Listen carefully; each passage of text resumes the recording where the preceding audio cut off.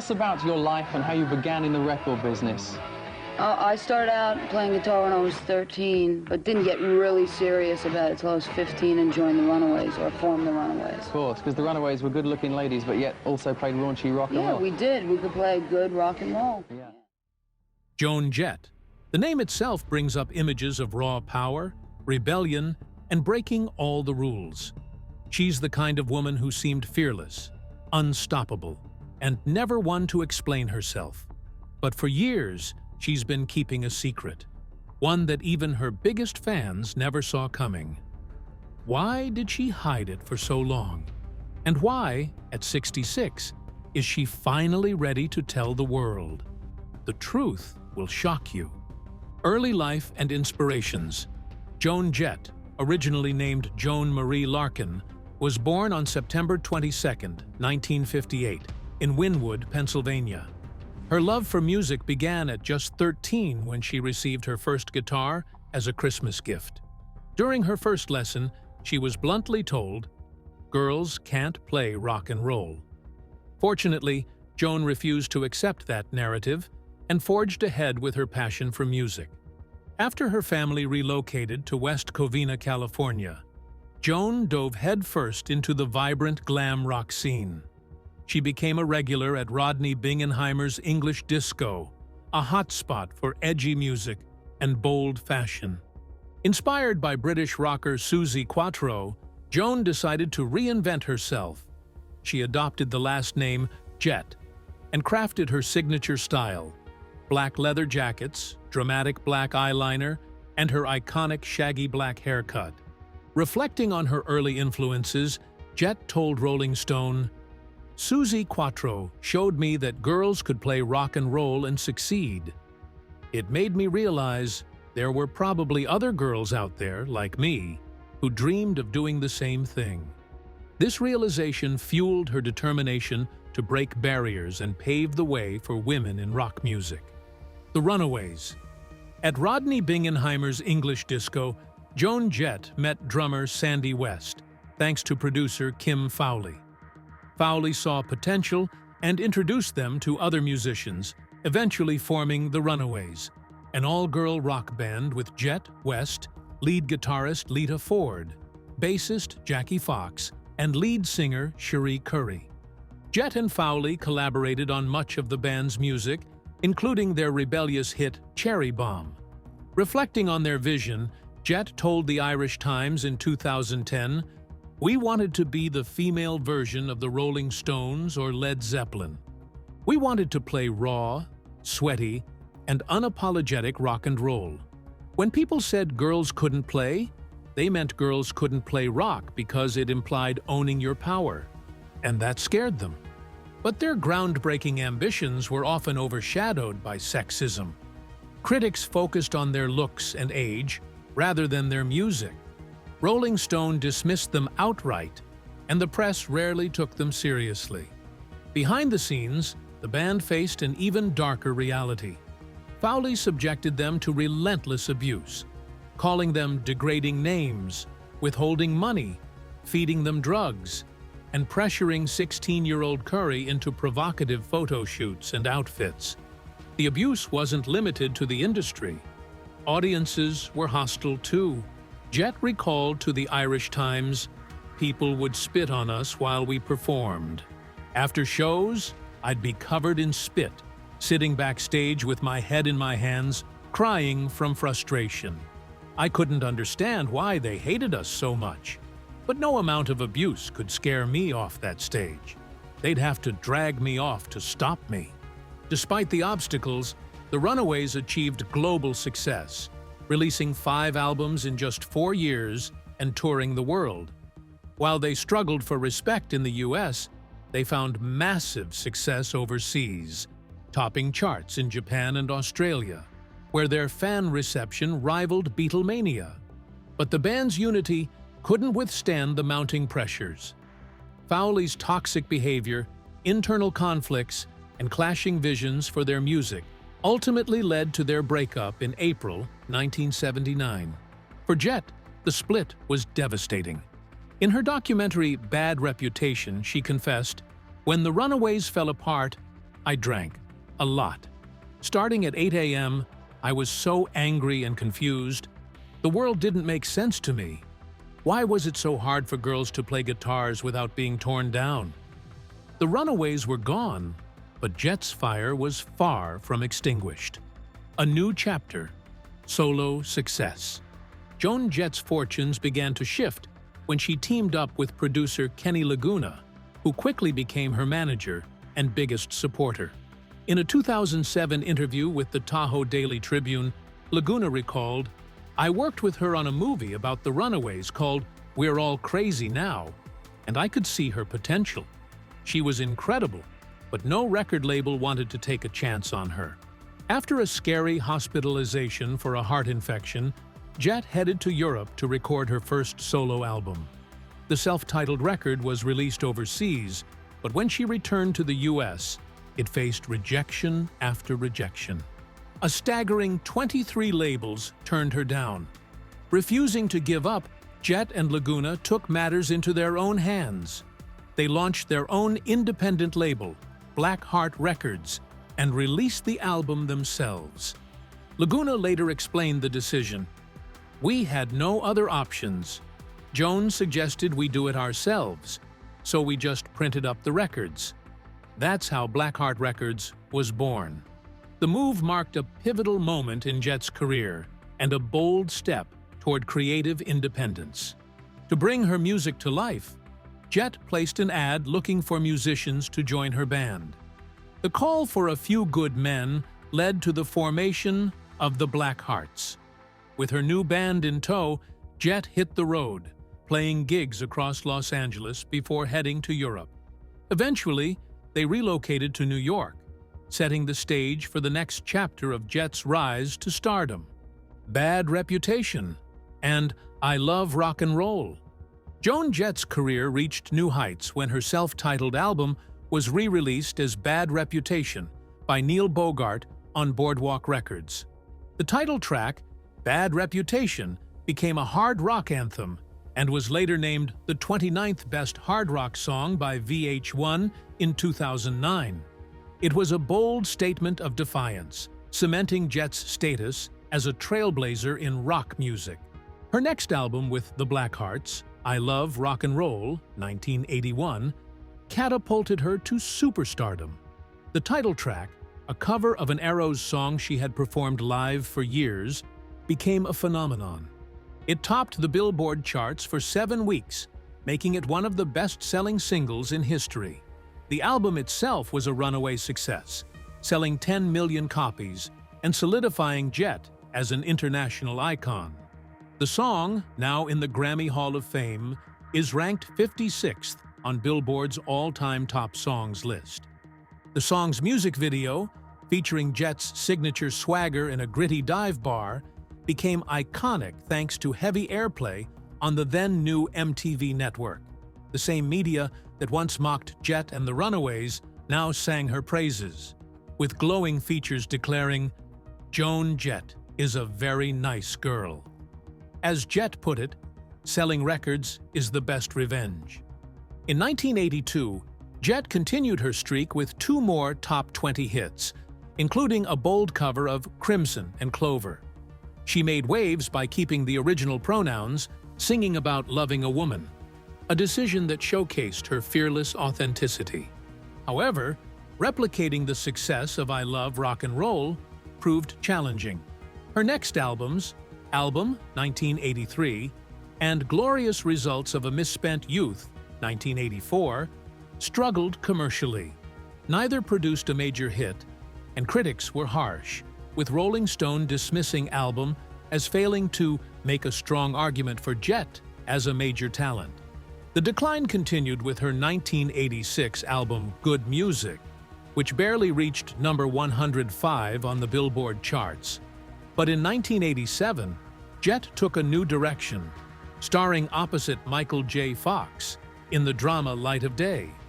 While critics weren't kind to her acting, the film's theme song, written by Bruce Springsteen, became a minor hit, climbing to number 37 on the Billboard charts. This momentum set the stage for her big 1988 comeback with the album Up Your Alley, featuring the top 10 hit, I Hate Myself for Loving You.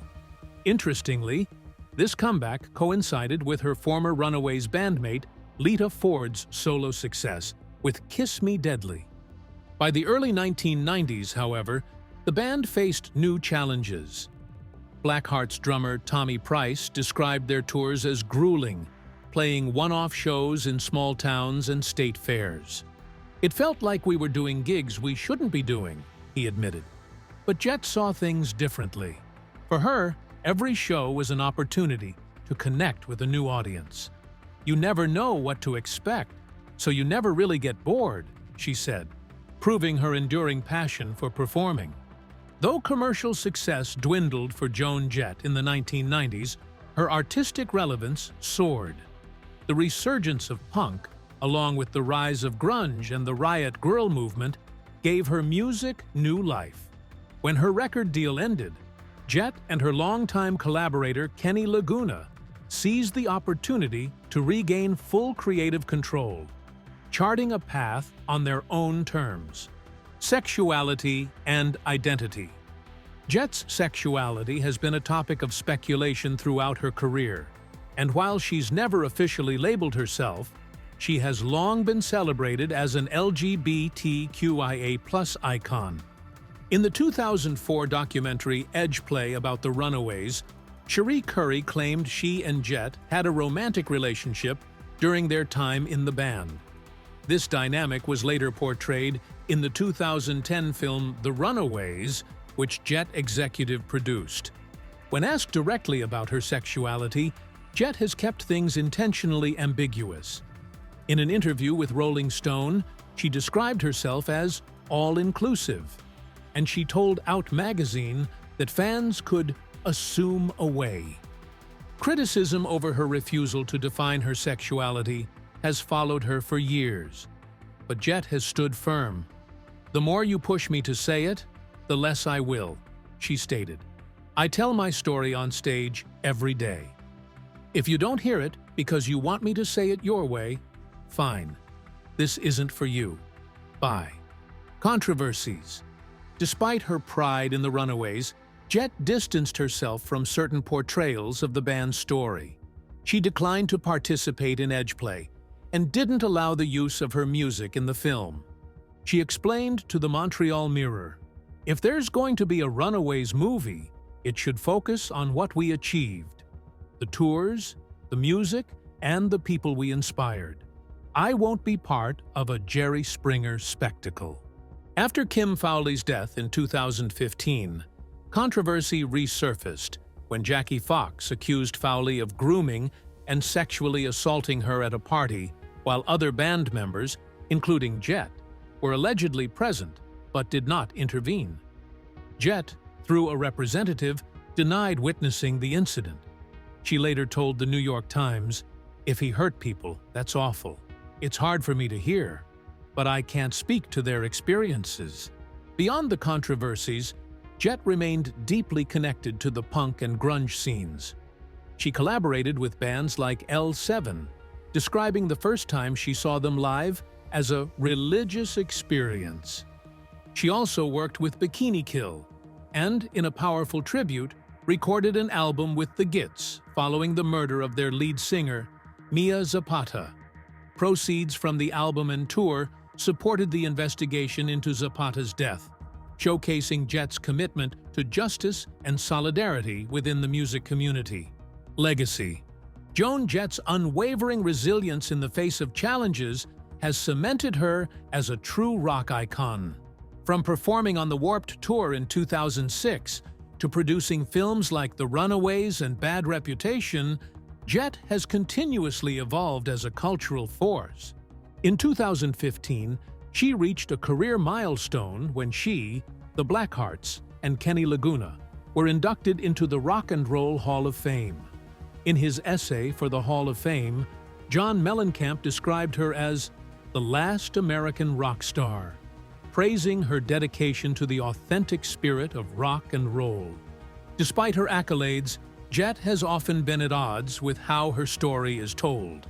She distanced herself from Edge Play, a documentary about the Runaways, refusing to participate or allow her songs to be included.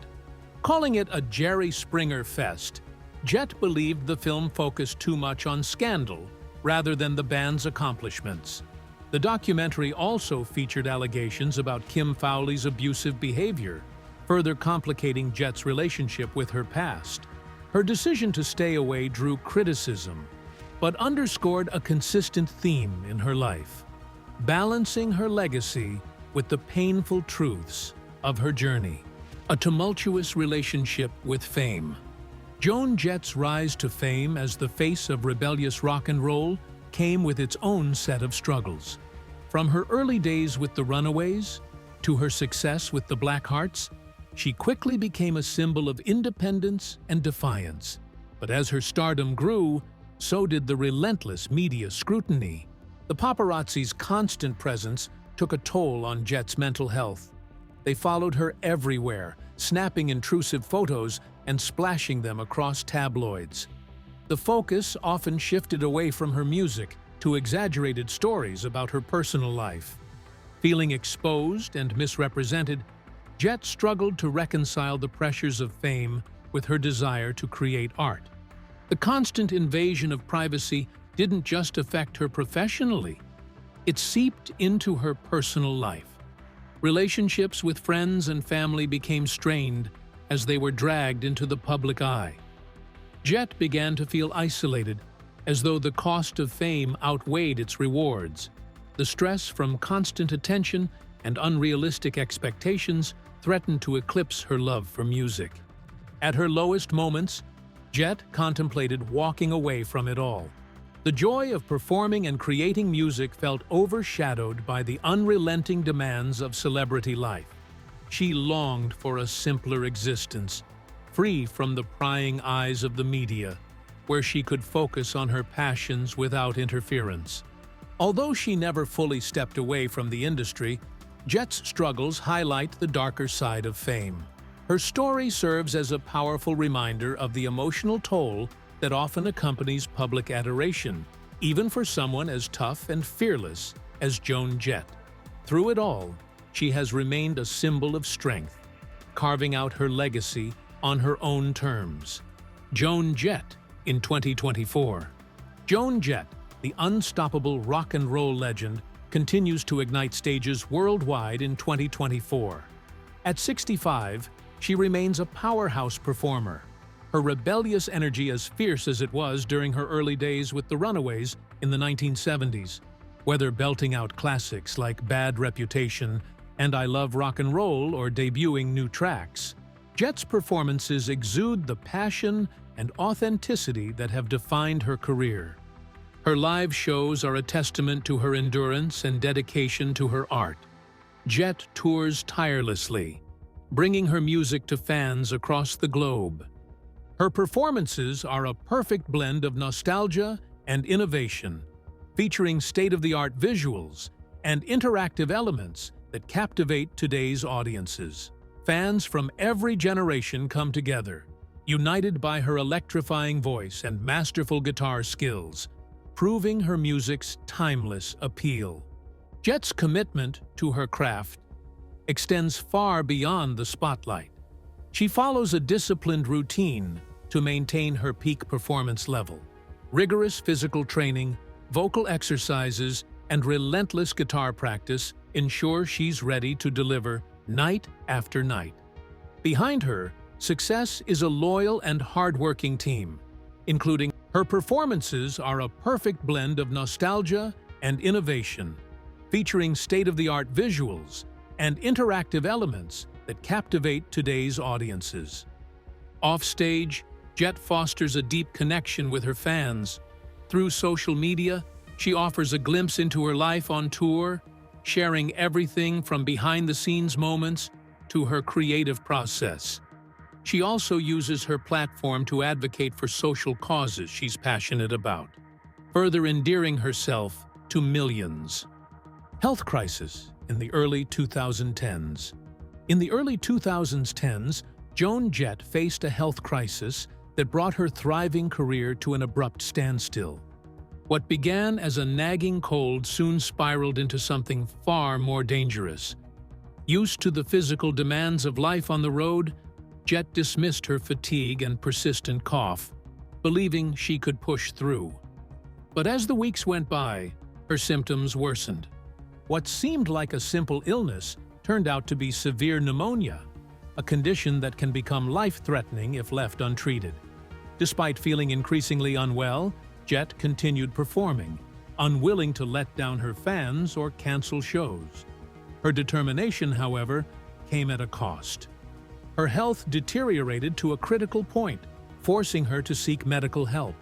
Doctors quickly diagnosed pneumonia, but discovered a more alarming issue: endocarditis, a rare and serious infection of the heart's inner lining. This condition, likely aggravated by her untreated illness, posed a grave threat to her life and demanded immediate medical intervention. Hospitalized and under constant care, Jett underwent intensive treatment, including powerful antibiotics to combat the dual infections and stabilize her heart.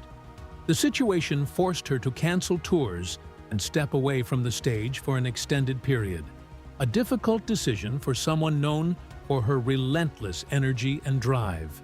The physical challenges were matched by the emotional toll of being sidelined, but she found strength in the unwavering support of her friends, family, and fans. After months of grueling recovery, Jett made a triumphant return. Her near-death experience gave her a fresh perspective on life and health, and she openly discussed the importance of listening to one's body and seeking medical attention when needed. Jett's story also shined a light on the dangers of ignoring respiratory and heart issues, raising awareness among her fans and beyond. The ordeal left her physically scarred but emotionally resilient. Her comeback performances were more powerful than ever, infused with a raw intensity that reflected her journey.